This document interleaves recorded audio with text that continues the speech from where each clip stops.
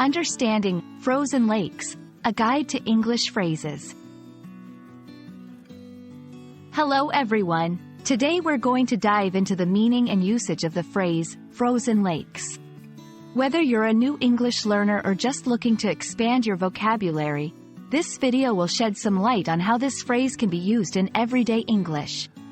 So, let's get started.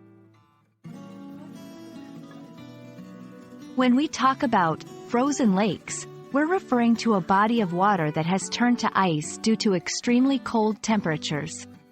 This phrase can be used both literally and figuratively. Literally, it describes lakes that are so cold that their surface has solidified into ice.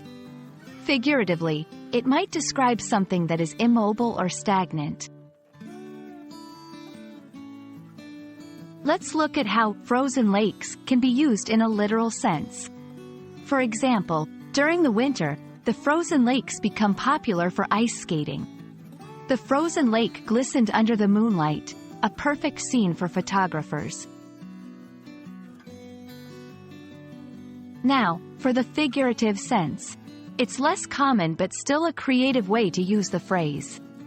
For instance, after the argument, their conversation turned into a frozen lake, with neither willing to communicate. His emotions were like a frozen lake, cold and unyielding. While we're avoiding phonetic transcriptions, it's important to know that frozen lakes should be pronounced with a clear Z sound in frozen and a soft S at the end of lakes. I hope this video has helped you understand the phrase, frozen lakes, a bit better. Whether it's the serene beauty of nature's ice or the cool stillness of a metaphor, this phrase has a place in both poetic and everyday language. Keep practicing, and soon you'll be using English phrases like a pro. Thanks for watching, and see you in the next video.